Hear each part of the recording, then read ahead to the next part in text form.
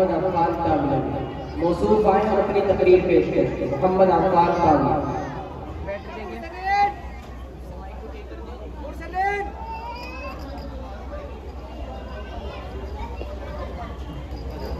جو لوگ ادھر ادھر کھڑے ہوئے ہیں وہ جلد سزا میں تشریف لے آئے سے کھڑے نہ ہو.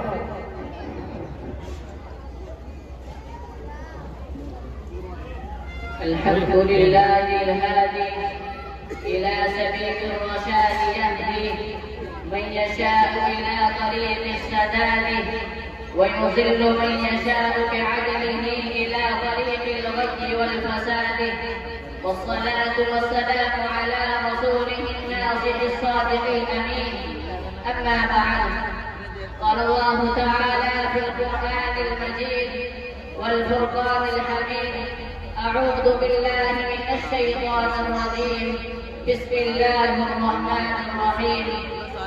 لا إكراه في الدين قد تبين الرشد من الغي. صدق الله العظيم. عزیزان گرامی، اسلام کی فطرت میں قدرت نے لچک دی ہے. اسلام کی فطرت میں قدرت نے لچک دی ہے. اتنا ہی ابھرے گا جتنا کہ دبائیں گے. آج اسلام دشمن طاقتوں کی طرف سے یہ اعتراض بڑے زور و شور کے ساتھ اٹھایا جا رہا ہے کہ اسلام اپنی بلند تعلیمات نہیں، اپنی طاقت کے بلبوتے پر دنیا میں پھیلا. اسلام کی یہ حیرت انگیز اشاعت اور دنیا کے کونے کونے میں اتنی سرعت کے ساتھ پھیل جانے کا راز یہ ہے کہ مسلمانوں نے اسلام پھیلانے کے لیے تلوار کا استعمال کیا، زور و زبردستی سے اپنا کلمہ بڑھوایا. یہ اعتراض اتنے شدت کے ساتھ اٹھایا جا رہا ہے، حقیقت میں یہ اتنا ہی بے وقت اور کمزور ہے. کوئی معمولی سمجھ رکھنے والا انسان بھی اگر اسلامی تاریخ کا مطالعہ کرے تو اسے بھی اس کے غلط ٹھہرانے میں کوئی تعامل نہیں ہوگا. اسلامی تاریخ کا ہر باری یہ فیصلہ کرنے پر مجبور ہو گیا کہ مسلمانوں پر کلمہ اسلام تلوار کے زور سے پھیلانے کا الزام غلط اور بے بنیاد ہے. اسلام دنیا میں اپنی اعلیٰ تعلیمات کی وجہ سے پھیلا. اسلام کی اشاعت میں لوہے کی تلوار نہیں، اسلام کے بلند اخلاق کی تلوار تھی جس نے وہ کام کر دکھایا جس کو بڑے سے بڑے لشکر اور بڑی سے بڑی فوج بھی انجام نہیں دے سکتی. قرآن کریم کے صاف طور سے اعلان کر دیا گیا ہے: لا اکراہ فی الدین.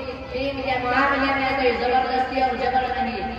قرآن نے یہ واضح طور پر کہہ دیا ہے کہ جس کا نیچا ہے ایمان کی دولت سے معلومات ہو اور جس کا نیچا ہے کفر و شرک کی تاریخ میں بھٹکتا پھرے. آئیے اشاعت اسلام کی ابتدائی تاریخ کا مطالعہ کریں تاکہ یہ بات کھل کر سامنے آ سکے کہ اسلام دنیا میں کیسے پھیلا. اسلام کی اشاعت میں اسلام کی اشاعت تلوار کے استعمال کا نتیجہ تھی جو اس کی بلند تعلیمات کے فیوز و برکات تھے جس نے وہ کام کر دکھایا جس کو بڑے سے بڑے لشکر اور بڑی سے بڑی فوج بھی انجام نہیں دے سکتی. عزیز دوستو، دنیا کفر و شرک کے اندھیروں میں بھٹک رہی تھی. انسان خدا کو بھول چکا تھا، خدا کی ہدایت سے ناواقف اور خدا کے راستے سے ہٹا ہوا تھا. ظلم اور زیادتی ہر طرف عام تھی. جرم کو جرم اور جرم کو جرم اور گناہ کو گناہ سمجھنے کے احساس تو ختم ہو چکا تھا. ایسا خوفناک ماحول تھا اور ایسے ماحول میں اللہ کے رسول صلی اللہ علیہ وسلم مبعوث کیے گئے. اللہ کے رسول حق کی طرف پکارنے والے تنہا تھے، خدا کے راستے کی طرف پکارنے والے تنہا تھے. آپ کو اس وقت کوئی ساتھی نہیں تھا، گھر والے بھی نہیں تھے، دوست احباب بھی نہیں تھے. ایک طرف اللہ کے رسول تھے اور دوسری طرف ساری دنیا. اللہ کے رسول کے پاس کوئی دنیاوی طاقت نہیں تھی، کوئی لشکر نہیں تھا، کوئی فوج نہیں تھی، دوست احباب بھی نہیں تھے. اللہ کے رسول نے جب لوگوں کو خدا کی طرف بلایا، دین کی دعوت دی تو ساری دنیا آپ کے دشمن بن گئی. آپ کے راستے میں کانٹے بچھائے جانے لگے. نماز پڑھنے میں گردن مبارک پر اونٹ کی اوڑھڑی رکھی جاتی. دوستوں نے منہ پھیر لیا، رشتہ داروں نے ناتا توڑ لیا، اپنے پرائے ہو گئے.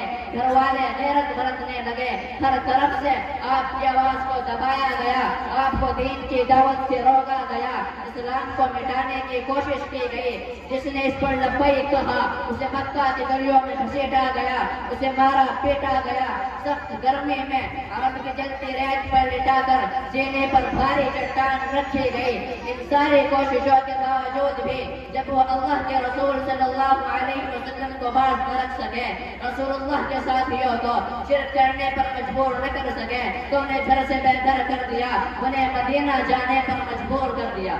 اللہ کے رسول یہ ساری تکلیفیں سہتے رہے اور چپ چاپ برداشت کرتے رہے اور لوگوں کو دین کی طرف بلاتے رہے۔